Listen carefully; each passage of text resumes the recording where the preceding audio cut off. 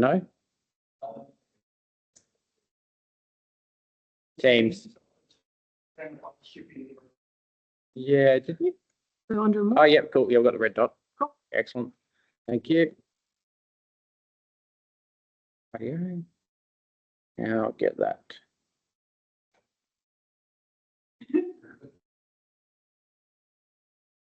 Okay, are we going to go to full screen slideshow there? Resume. No idea.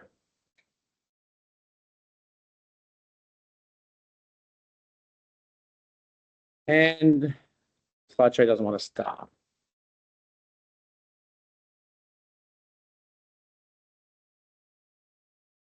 Start. Any, I'll take it. Tips.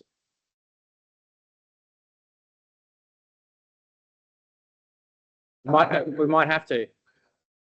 We had liturgical dancing at my private Catholic store, so that's something I could try and get back up, or not, ideally. Is sharing this screen good? Yeah. So, yeah. It's misbehaving. Mm. And F5. Yep. Just might have some assistance online.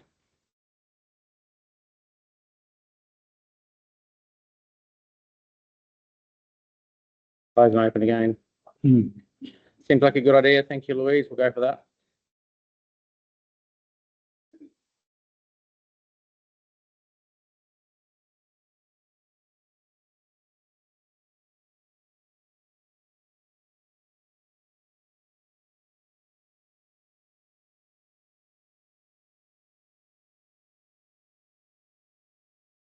In business, and we're back in that mode. Okay, so I have to go to display settings. Duplicate. There we go. Yeah. Okay. Sorry for the delay there, but I think we're ready. Obviously, I don't present very often, and that's going to show probably throughout this whole session. So thank you everyone for coming, and I want to just pay respects to the Indigenous groups on whose land we meet and where you're joining from, wherever that may be, in Townsville or other locations. Today we will be having a presentation on the Council's response during TC Jasper from a spatial data side. So thank you everyone for coming, and we'll get into it. First off, I've got a bit of an agenda. We'll go through what this presentation will be and what it's not going to be.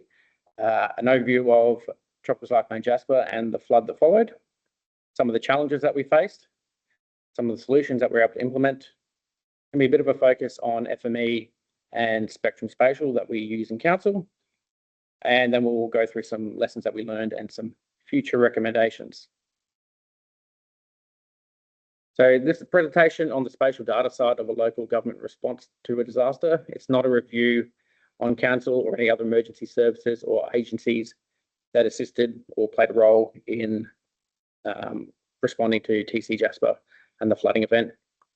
While this focus of the talk is going to be on the Cairns region, doesn't in any way diminish the impact that other communities neighbouring to Cairns, particularly to our north, Rossville, Ayton, Wudjil, and Daintree faced during the same event. It's just, this is the experience I had, so this is the one we get. So Tropical Cyclone Jasper began life as a tropical depression east of the Solomon Islands in early December. Spent a bit of time wandering around, heading slowly west before dipping south and taking another path under Willis Island. It reached a peak intensity the 8th of December with a central pressure of 926 hectopascals, which is quite low and a fairly strong system, before gradually weakening as it approached the coast. And eventually it went through a minor strengthening stage just prior to landfall on the 13th of December. And upon landfall, the system stalled. And so while it was a relatively weak system from a wind sort of strength, the impact of the cyclone from the flooding that was associated was probably the more severe impact from that event. So after landfall, we saw the system soar, as we mentioned, and the heavy rainfall began. So as we've seen recently in Townsville, when the systems do soar, you do get rather large accumulations. So we had 24-hour totals approaching 1,000 millimeters in places, and we had 5-day totals at several locations heading towards the 2,000 plus millimeter range. The top image we have, which I'm not going to be able to really talk to people online, it just shows the intensity, frequency, and duration rainfall data that's available, modeled across the country and produced by the BOM for anyone to consume. And the top line in green, if we can see that, is the 1%. So it's sort of the 1 in 100 year sort of rainfall intensity curve that we're looking at there. And the grey line is the rainfall results that we saw through the event. So we can see that it started off with some of the shorter duration periods, sort of in expected ranges that you get every couple of years. And then very quickly, as we got into the longer duration, the rainfall intensity stayed at such a significantly high level that we exceeded sort of 1 in 100 year rainfall intensity. And our little map there of North Queensland, the Cape York area, just shows how widespread that intense rainfall period generated wide rainfall through fairly large areas, pretty much from Tully north through to Cooktown.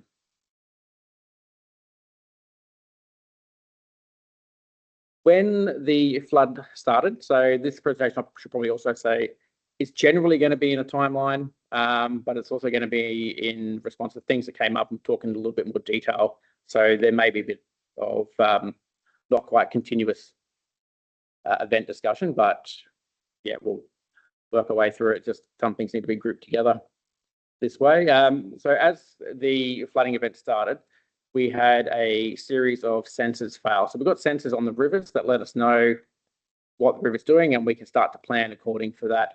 And when they get to particular heights, we know that the flood has reached a certain rareness or a level that then starts to block or isolate communities in various locations, and we need to make sort of responses to how we manage that.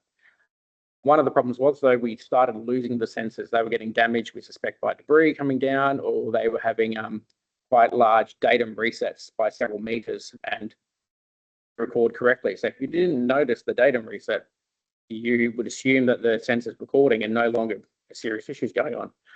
So we had to do a lot of quality controlling and continually checking that what was being presented by the various sensors out there was accurate. And in many cases, it wasn't. And of the 4 sensors we have on the Barron River, we lost the Cairns Airport one pretty early on. We lost the one at Tomatoes Creek in the northern branch not too long after that, and that was unfortunate. That was a relatively new sensor. The Lake Placid one is the one that was probably the more frustrating one. That one definitely got damaged in some way, but then continued to report, like I said, with a fairly large datum reset. So it looked like it was all good, but it clearly wasn't. And Camarunga Bridge sensor as well had some troubles too. That left us with only one sensor in the region, which was up at Myola, and that's outside the Cairns LGA, but we'll have a look at that one a little bit later on in the discussion. So this left us with a pretty hefty data gap, and we needed to be able to do something about that. We needed to still be able to get information of what was going on so we could make decisions and inform people in the disaster management group what the situation was and what they could do. As well as leading the sensors for us, there's a lot of people in the Cairns community that are aware of the reporting of these sensors and know where to go on the Bureau's website, and they like to get that information. It just helps inform their own responses personally or for the businesses that they work for. So losing that affected not just our response, it affected the community's response. So one of the things we started getting when the floodwaters were rising is people were calling up, as they do, to council. We've got a call centre that manages this particular situation, and they start calling up and saying, I've got floodwater at my property, can you get me help? And we would direct them through to the SES or to an appropriate authority. We would deal with calls that are coming in directly related to council's services. But when they were calling up with that kind of information, they would also give us their address and they'd give us a rough estimate of where the water's up to on their person or on their fence. And so we could infer from that, going back to our elevation models, where the water was. And the other thing we had was, well, I know I had a friend who was at Holloway's Beach, and I would call her up pretty routinely and get some information from her. And having her down there was handy because for me, that's that better quality of information coming from resource, because I can direct her to what I need to be able to see, and I can trust her. I guess her observations better than I can just trust someone who's ringing up in a panic state to the call center.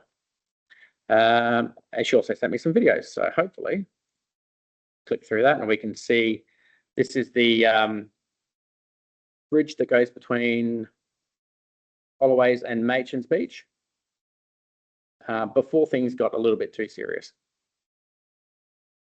And hopefully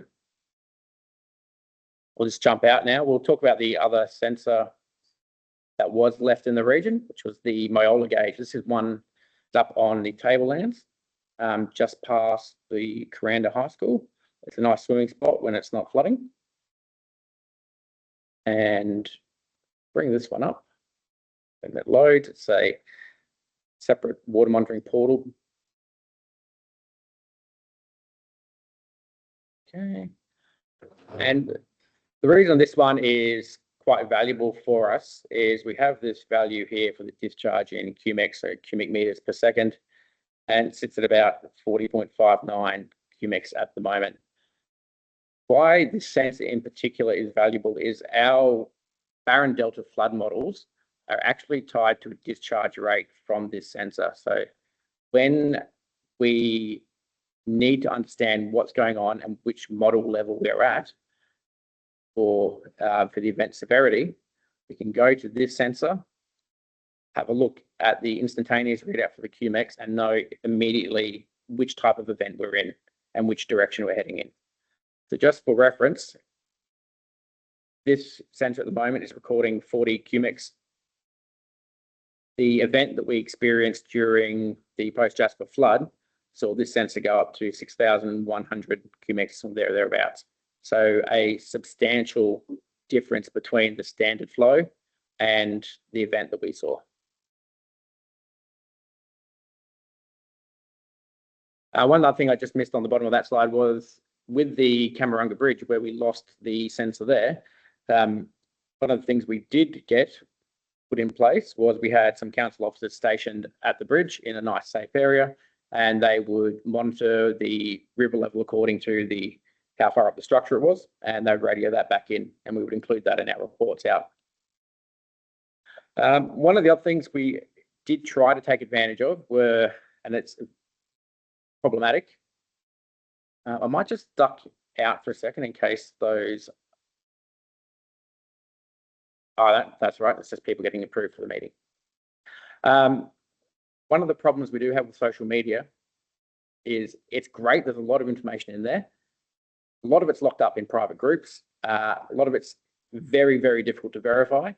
There's no easy procedural way to access it. And you don't really necessarily have the consent or the time to go and sort consent out to use the information that you're obtaining from there. One of the other issues I noticed during our event here in Jasper, and I saw again in the recent event in Townsville, was you have very misleading information getting presented. We have videos going up. I saw one that getting posted from Ingham recently of the flood that we just saw down there, except it wasn't the flood that we're experiencing now. It was the flood from a couple of years ago, but people hadn't put any information to qualify it. So there's no way for the average person to know that that was an older video. So social media, great. Yes, we can get alerts and warnings out to people through there. Not great as a source of reliable and accurate information. But I'm sure everyone in the room is aware of that. To get into the next part of the presentation, I really didn't want to do this, which is to talk about the Queensland Disaster Management Framework. So I only spent 3 slides on it, so apologies for that. But it is kind of a little bit important to understand the relationship between the local disaster management group, the district disaster management group, and the state disaster management groups. So local disaster management groups chaired generally by the council, and within that they have council officers who are responsible for a range of hubs and groups in part of the local disaster coordination centre that are responding to people's various needs. So we've got Intel and GIS groups, we have planning, tasking, social, media, a whole bunch of different groups that are have council officers in there performing those roles. Then we have a secondary room where we have liaison officers, and those liaison officers come from Queensland Fire and Emergency Services, SES, Ambulance Health, Education Department, Human Services, Bureau of Meteorology by phone call, TMR, Ergon, Telstra, Vodafone, Optus, everyone sits in another room. And when we get information coming through from call centre or that comes to us in any way that's relevant for them, we'll pass it through to their liaison officers. Likewise, if there's information we need from one of those groups, we can create a task and receive that information from the liaison officer and pass it through. Between us and the state, there sits the district disaster management group, and they're just there to facilitate requests up to the state level, so the state's not getting swamped. They kind of do a vetting process, and they also help disseminate information down from the state level. Bit of information about the makeup of how that is across Queensland, but that's really not too critical. And a bit of a summary there about what I've talked about. So when a request or a disaster is beyond the capacity of the local disaster coordination centre to be able to manage, or aspects of it manage, we will make a request up to the district, and the district might go, well, we can assist, or no, we can't assist, we need to go to the state. And then the state will take it from there and start assigning resources that they have at their disposal, or if they need to, they will then elevate that up to the federal government.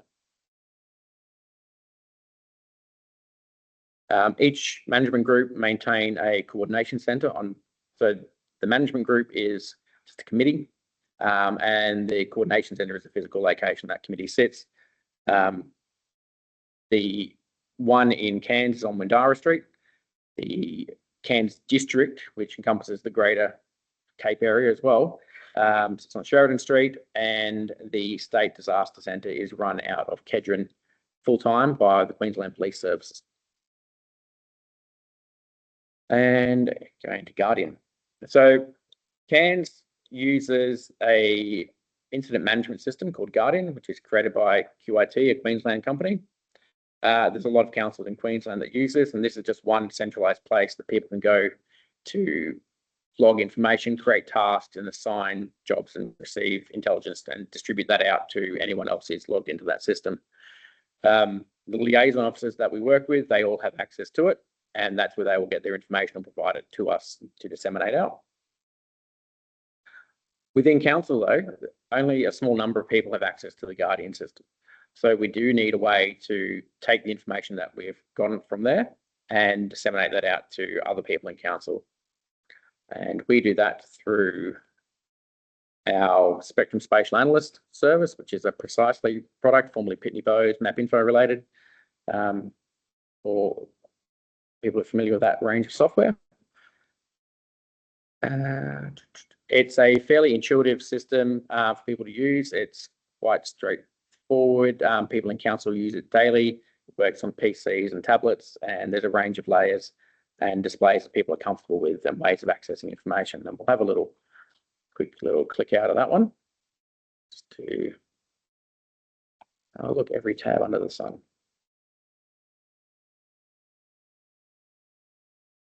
Now I did have that.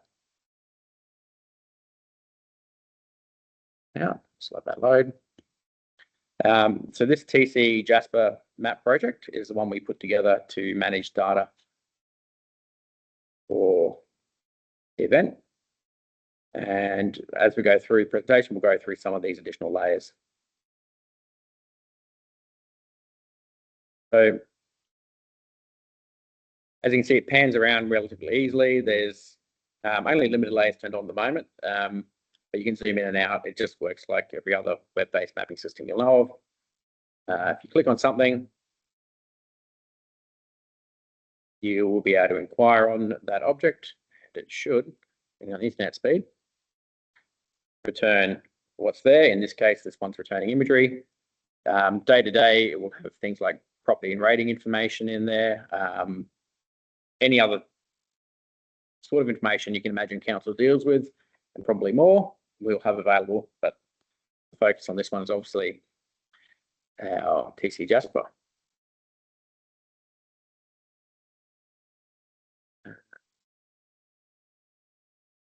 So coming into the disaster, we had a few systems that we were already bringing data in from and displaying in a SSA workspace. We had data coming in from the environment, which is a sort of an application that you can access all the Bureau of Meteorology sensors from. We had a separate system for council rainfall and river data for sensors that aren't authorized to be in the Bureau's network. And we have our webcams, which most people will be familiar with if they've used the My Cairns app or the disaster portal that Cairns run, or gone to our council website. And this one will take us off to another project in a second. And this just allows you to view the webcams that we have around the place. Unlike through the normal portal, this is through our own managed ones. I'll just check out where we are. I'll just go down to my local one for me. This is a little bit down here, not too far from where we're sitting, just down here at Ryan Weir Park. So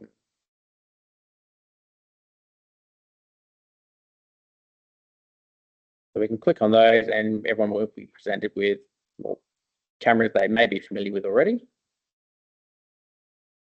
And one of the things we have done internally is just run a little program which will go through and turn those static images into a time lapse, which is quite handy during a disaster, because even though we're getting camera images coming through every 15 to 30 minutes, for our larger river systems, and Brian Weir included, we do see, and it gives you a good idea of the trend of the river without having to go into view graphs and data tables. So it's a nice quick reference. People always like to see those sort of cameras displayed up on the various TVs and screens we have in the disaster center, so we can just stick one or two on there and they'll just continually cycle through and update. So it's a good way of doing sort of passive monitoring. Some new things that came through during Jasper and the flood that followed. We had people out there taking photos all day, every day. Council officers, contractors of council, and Queensland Fire and Emergency Services, SES as well. We've got a discussion about safety culture. So all these photos were getting stored or sent to us and need to be stored. And luckily, these days, everyone pretty much has the location turned on their phones. So we're able to track where these photos are coming through. And we have a series of scripts that we run already for other needs in council, where we just have continual monitoring of folders and keep pulling out the geotags and referencing the photos. So we can go back to those, which we've kind of already had a little bit of a look at in here. So turn that one off. Jasper Council and SCS photos. So if we click on here, as we saw before, we'll see all the photos coming up. You see the kind of damage that was done, and the water was coming through here quick enough to pull all the asphalt off the road. And it's pulling through probably too many images on those clicks, because there's a lot of photos sitting under those points there. And you can just easily just pan around to some of the more at risk or higher impact areas. And you very quickly see some of the damage that we saw. So we had people in drones and helicopters flying through, taking photos as well. And so we're able to get all of that in there.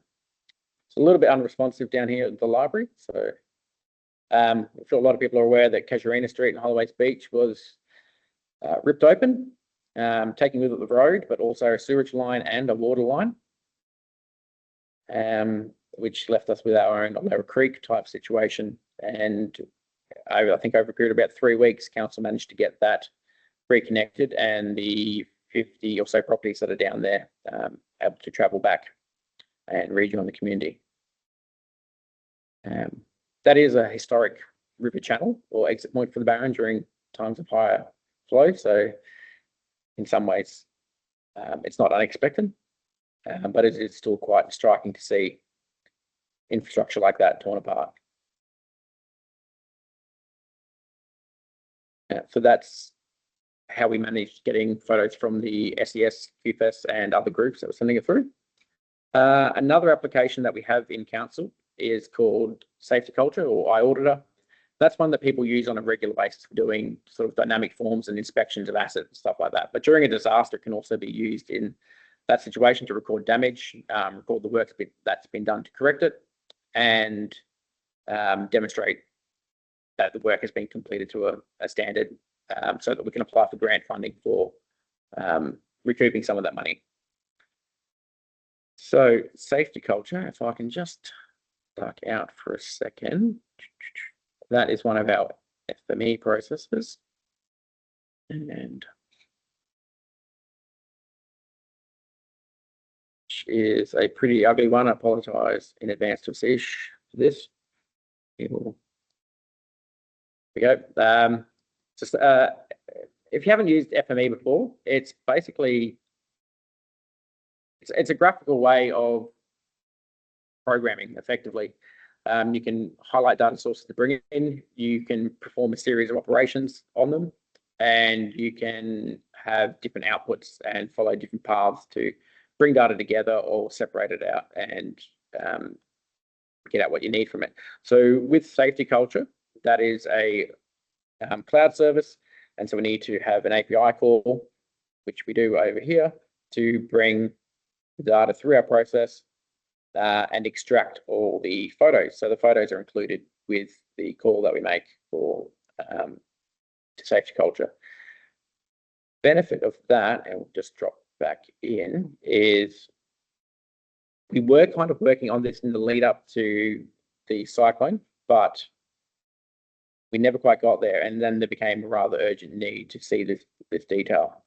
So we turn off the photos that have been submitted so far. We turn on the Safety Culture one. As well as getting all the reports from Safety Culture, we get the photos, and this is the level of, I guess, response that you've seen from council through this event. So there's each of these is a little point, and there's tens of thousands of points through here. So like I said before, this is a way of cataloguing the damage that's been done, work that's been done to rectify that, and supporting our claims back for funding for it. So you get a nice little history of it. This is probably not the best way to, in this environment, to use this information. This is more just for the visual reference for people. With the reports that we do, there are better ways to isolate particular individual reports and group the photos and the evidence together.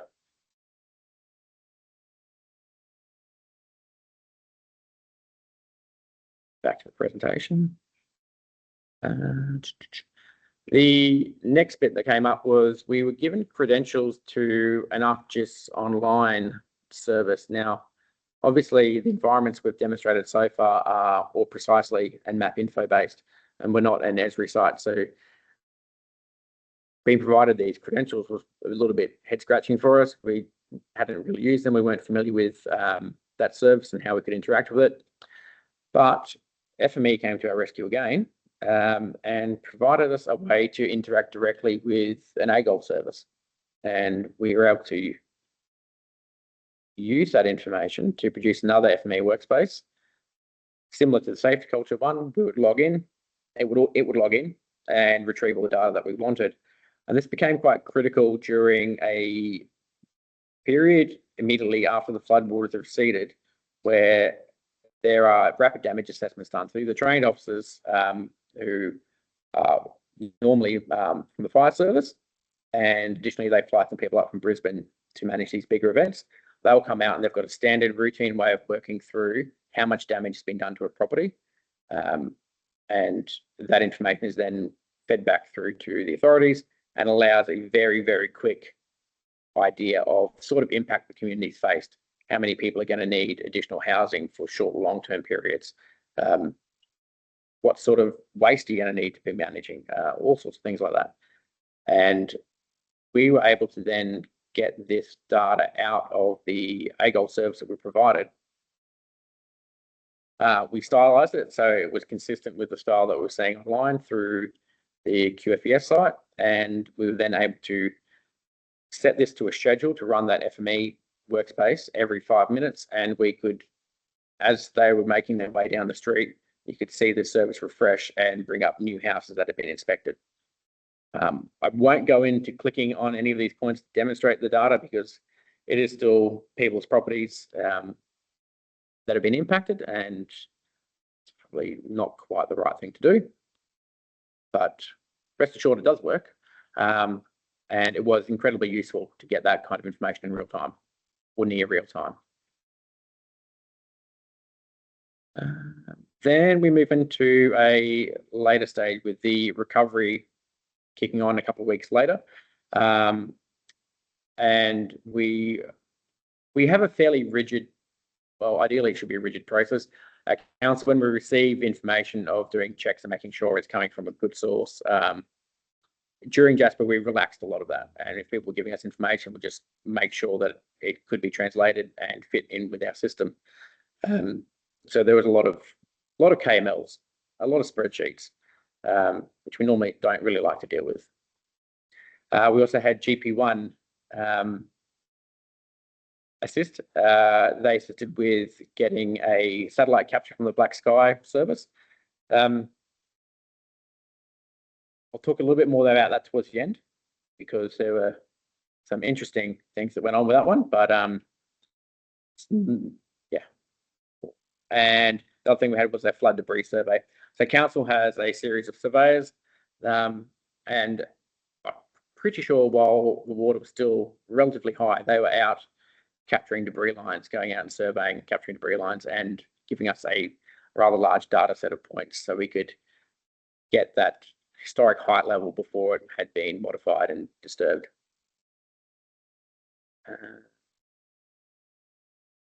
I'll probably talk through these points instead of going through to the slides, but you'll have the slides afterwards.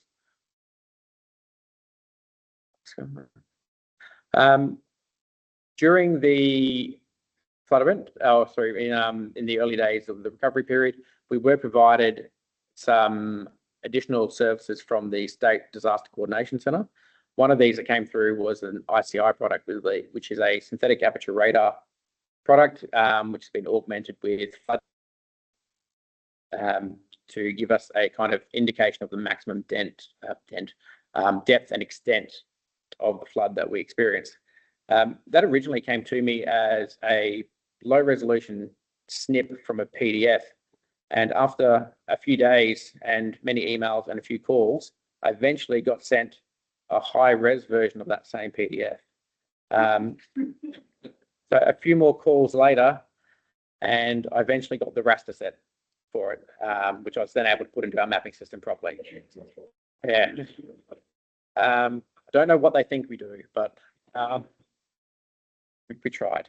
That raster set that I was sent for Cairns also included Cassowary Coast, Tablelands, Douglas, and knowing that they work in the same systems as us, translated that into the format that's compatible for them, snipped it out, and made a few more calls and got permission to send it out to them. So did that as well to help them out. We also got our first actual black sky capture before we engaged GP1, which were 2 images just of a small part of the Barron Delta. They were fairly cloud obscured and not particularly great, but where they weren't cloud obscured, they were really good at showing the extent of the inundation, because as the water receded, all the vegetation that had been covered and all the infrastructure and everything else there was brown.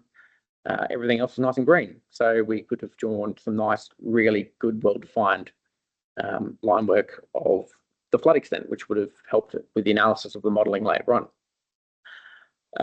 And safety culture we've gone into in a bit already. Spatial files received. So seeing the black sky imagery, we engaged GP1 to capture the entire Barron Delta. What we didn't know at that point was that the relatively obscured half cloud-free images we had been provided by the state were going to be the best clear weather that we were going to see for several months. So after engaging GP1 to capture it, and I'm sure Garrick will talk about it later maybe, we had a very, very long extensive period of cloudy weather where we could just not get clear shots for a satellite to take decent frames and stitch it together. And that was just the nature of the wet season that we had. I'm sure everyone can remember that from last year. That didn't really clear up until sort of June. But when they did do that, and they were able to get some imagery for us, they were able to do their 5 stereo pairs, or not really stereo pairs by that point, but 5 overlaying ones, and do the photogrammetry model for us of the Barron Delta. Hopefully I've clicked the right link and we'll get a demonstration of it. The service is normally interactive, but Garrick told me today they're just switching up their service at the moment, so I've only got the video to run through. So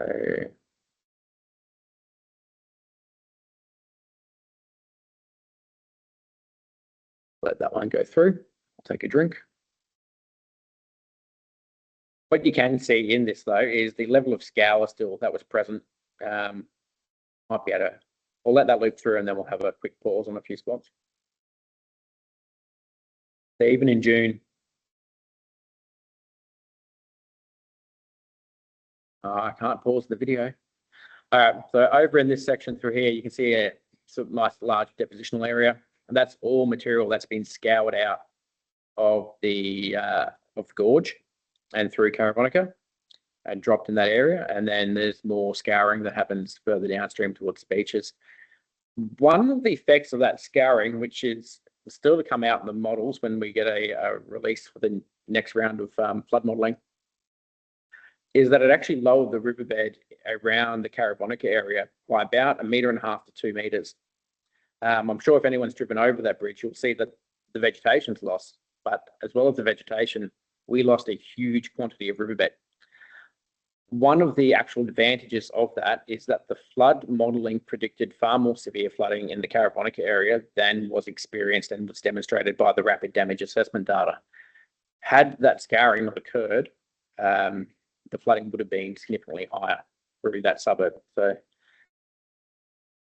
it's, I guess, just shows how dynamic these environments are and difficult to actually try and model. It was an unanticipated side effect of the flood.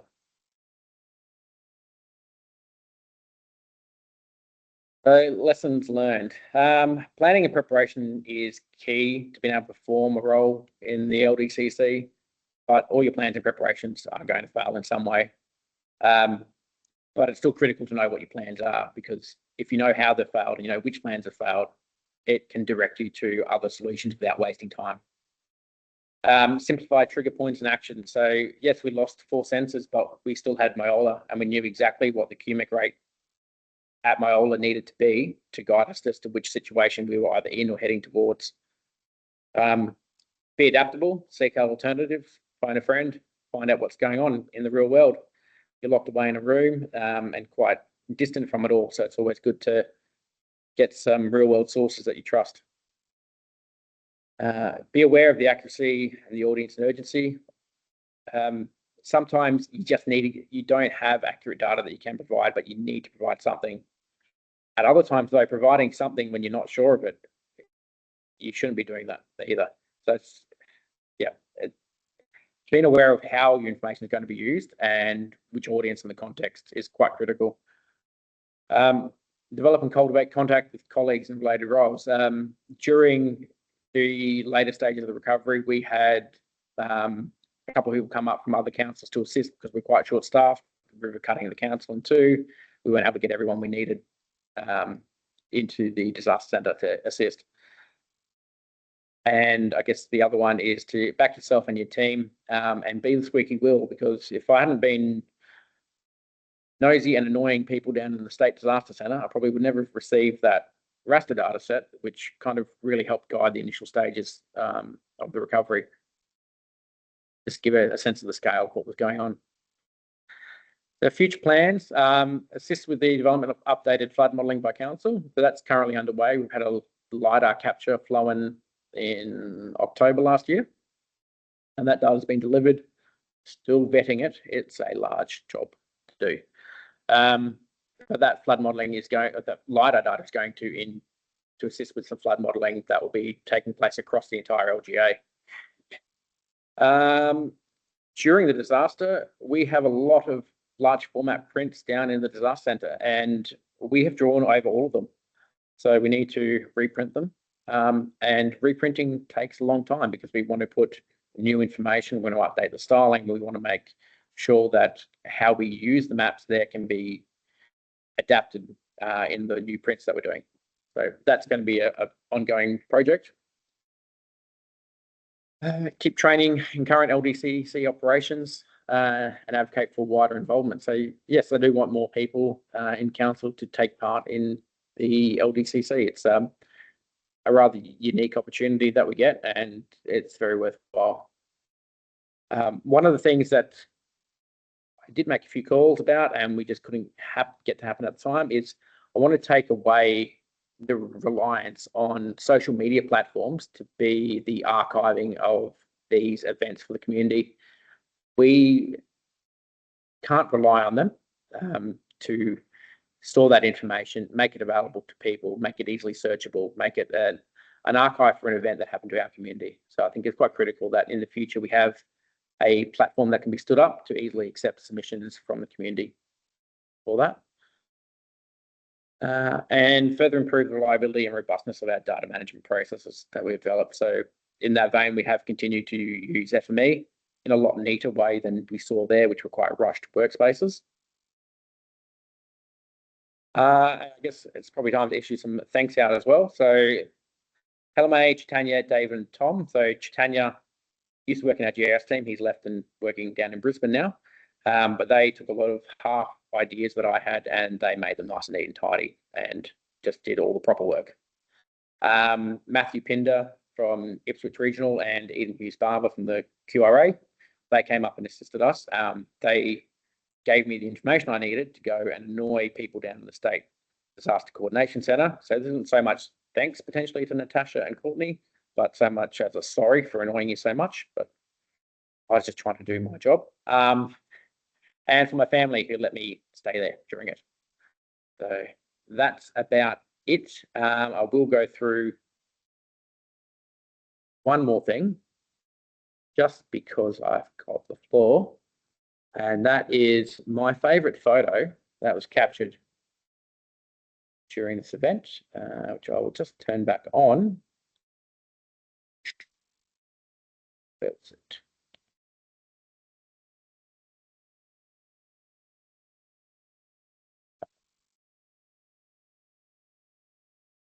Make sure I click in the right spot because it takes me a little bit to find it sometimes. No.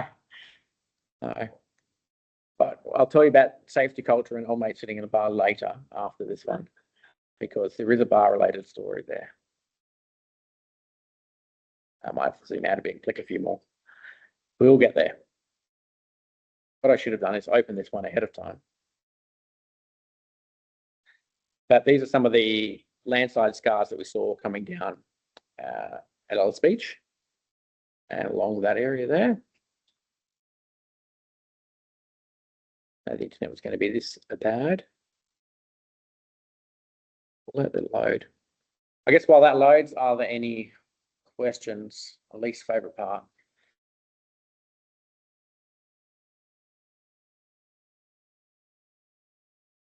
Getting there. Oh, okay. We'll start on the left. My left. Curious, the thing that you mentioned about the mayor and the river bed. How accurate were the models So the main inaccuracy that we saw was around that carbonic area.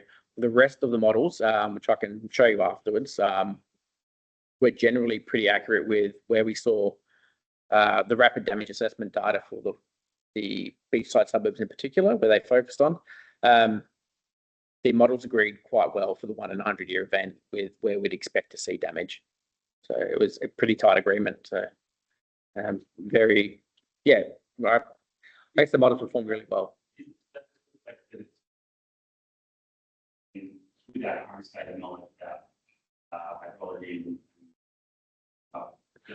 I think, yeah, it's a reflection of the environment we have. Once we get away from the immediate area around the gorge, where it's a bit more complex and more factors there that we just aren't really sure of and don't know about, which are like the scouring, you get out into the delta where it's pretty much stable. You're very close to sea level. You really know how things are going to behave there. The models taking. So they don't really take into account tailwater conditions. That's quite difficult for them to model. There are new software. There is new software available that can take an existing set of modelled events, and it can interpolate between them, but also account for the tailwater conditions that are set up at the time. Council is looking into and trialling one of those at the moment, but it's not yet ready for to be used, I guess, in anger and trusted just yet. No, that's a model called Water Ride by Worley. The models, we don't have modelers in council. We commission that work to be done. Yeah, we have to outsource that.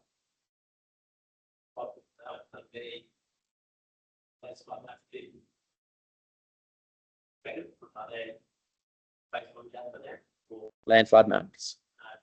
Flood maps. No, they're still to be done. So we're waiting on the LiDAR to go through, and the drainage engineers at the moment are finalising the new contracts or the request for quotes from tender.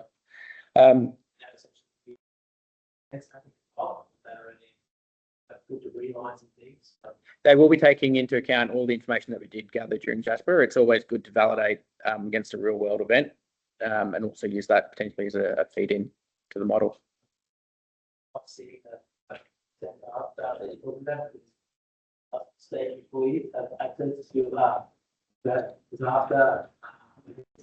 Yep.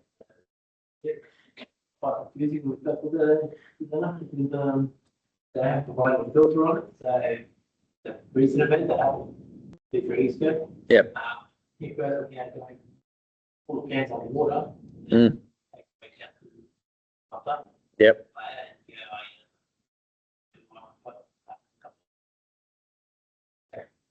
That's how it's been used medium. Show many sets of labels. That ICD product to side they don't show around. Yes. Yeah, I mean, I could probably look around that. Yeah, the thing with the SAR product as well, it's worth bearing in mind, is that one didn't actually agree as neatly as our older models did, even though it was a live capture and augmented with some of the model data, not our flood model data, another one that was done. And that's just due to the orbit period of the satellite that's capturing it. Even though it was presented as a peak depth and extent data, it was a couple of hours off. And in a river system like we have, where a couple of hours is quite a big difference between the full extents, it really didn't present as well as what it was claimed to be doing. So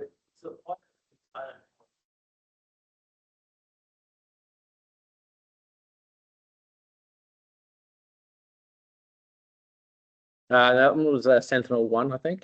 There's a few different platforms out there now that are doing it. And no, they're not tasked. They're just Yep. Yeah. That's it.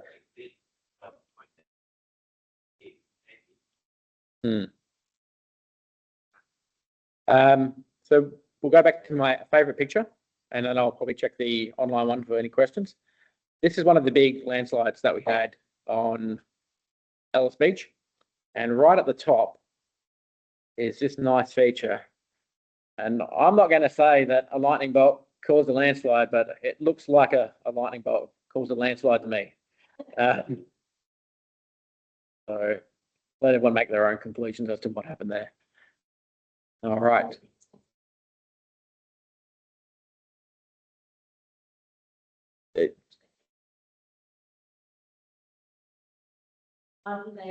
Their entire refurb of the place, and wiped out instead of restarting.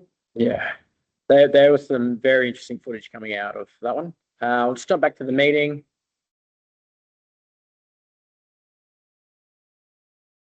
You're only allowed one, Hans.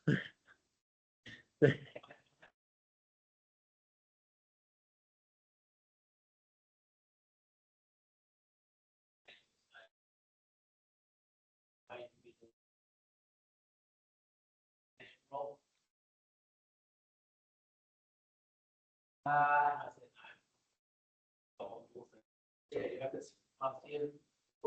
Thank you. There is an interesting area. I think in the future, but how does the local disaster recovery, how does your information say you're getting the information from the state, but how does the council or local government's information feedback into the So yeah. District disaster? Yeah, so it depends on which stage you're at, but we do situation reports every hour to every 3 hours, depending on their level of need, I guess, during the disaster and recovery. So those situation reports, we just go around all the different hubs that we have, and we get them to fill out a section with anything that's relevant, updated since the last time we did a report. And then that goes through to liaison officers. We get their input as well, and that gets collated into a fairly hefty summary that is sent up, signed off by our local disaster management group, and then that gets distributed up to the district and then the state. All right, let's have a quick look through. Did I miss it?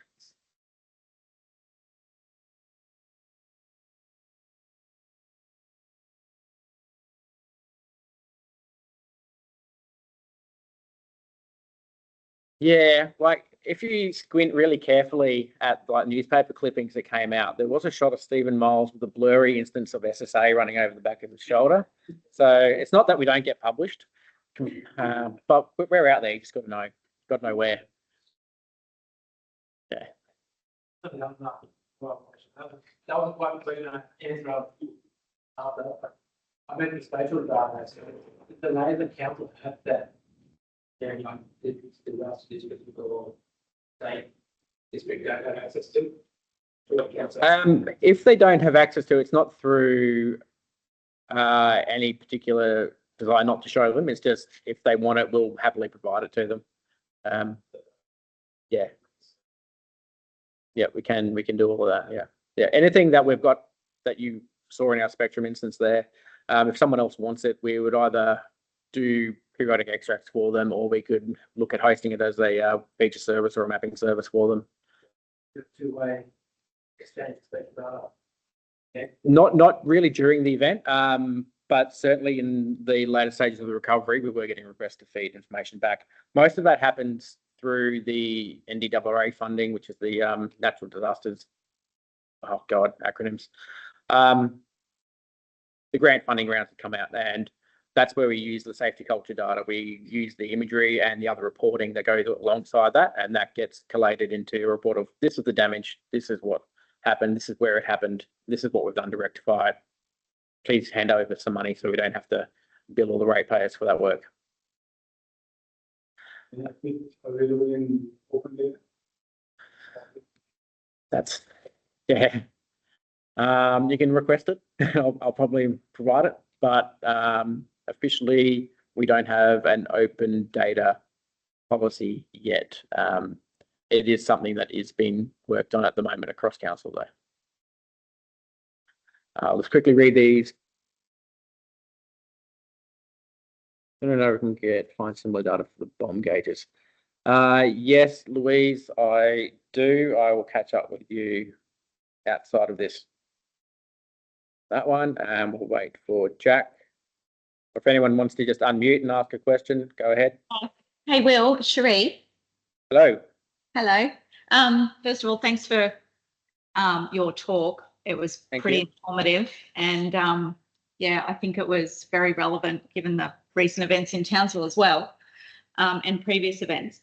My question is about the, providing evidence to the state government for funding. Have you figured out an easy way to provide all of those images up and put them into the portal automatically so that you don't have to ream through thousands of photos to get the right ones up there? No. No. Simply, yeah, we have another 2 people, one person full-time whose job is pretty much to do that, pretty much throughout the year, because there's always something, and it takes quite a long time of work to work through. And that's why we originally started looking at that safety culture access not long before Jasper came through, and then that kind of elevated the emergency of getting data out of there. But no other events have overtaken us, and the priority to develop a system to do that has dropped until the next emergency. Yep. Which is always the case. Yep. Just wondering, just so that if there was any, silver bullets that you guys had developed, that maybe there would be an opportunity for collaboration for other councils to pick that up. Because I know Townsville had a huge task getting those images up into the state portal to Yes, the it's funding. very tricky. Yeah. If there was something that we did develop or we wanted to develop, we could probably look at the FNQ ROC, which is the Far North Queensland Regional Organisation of Councils. Yep. Because we do collaborate with them on other work, and there's other projects where councils do get together and submit information for contracting and things like that. Yeah. So that would be one portal we could do. I don't think Townsville is part of the FNQ ROC. I think they're the next group down. Yeah. But yeah, it's certainly something that would, I guess, ideally sit with them if we were going to do it as a regional sort of action. Yeah, cool. All right. I've got to go catch a ferry. So I'm gonna go. Lucky for some. Did you want to say anything? No, thanks, Phil. I think it's great talk. We really enjoyed it here in Townsville, and thanks for putting on a good show. Thank you. And I just saw Craig before this, and he said hello. He was leaving the library here with his kids. He said to pass it on. I missed that. Sorry. So Craig, who Garrick knows, just wanted to say hello. He was just here at the library before we started. Excellent. Okay. All right. Thanks, Will. Yeah. Well done. All right. right. No more questions in here? Very successful. Well, Well done. there's one more question. Sorry.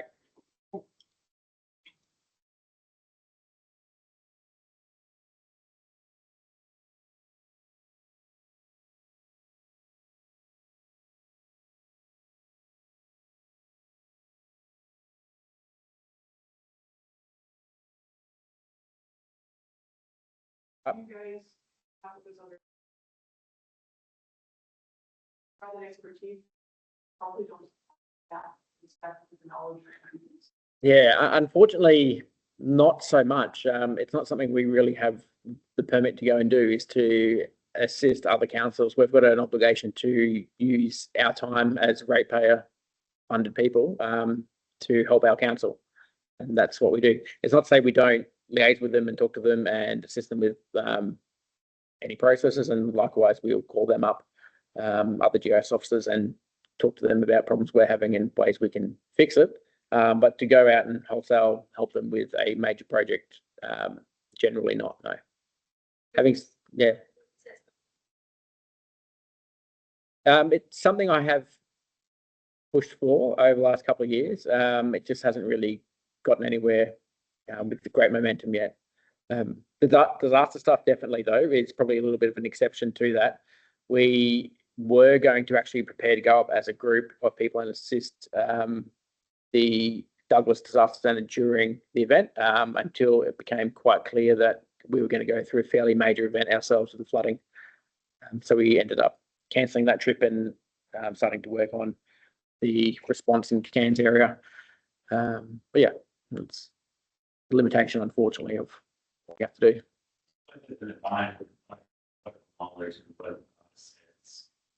And there's also like a design rarely so people with the GIS skills for that is really this.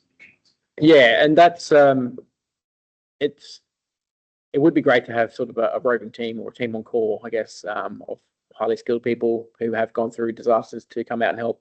And that's effectively what we had when we had Matthew Pinder come up from Ipswich. He'd gone through the Brisbane floods and a few other floods from 2011 and since through to 2018. And having him come up and give us some guidance and expertise on how to annoy people down in the southeast was quite critical to getting some additional resources. So it does happen to an extent. We haven't personally been involved in it. We've been, I guess, on the receiving end of that sort of help. I guess the people like organisations who just aren't getting to work, but got skills there to actually. It is. I guess council's quite restrictive on providing access, and so we would have to have a really strong think about how we could do that that fits with our current access policies. There's a lot of information that we have access to, which we're very, very tightly controlled. Matt? If you look at past experience that goes on the Jasper side, like you just kind of know how well it's out. You kind of have a good base to start with, or do you think there's things you do find legitimate? No, I think there's I would be as nervous and concerned as I was going into Jasper with any next event that comes up. I don't think that will placate any of those sort of feelings. I still think there's things that we could always do better. So I think it's probably the right way to feel. Yeah, no complacency. It wasn't just me. There was plenty of people. A few of them are in this room. So thank you to David and Hallamay. All right. Let's just any more questions? We'll wrap it up there. Good. Excellent. Thank you, everyone online. See you later.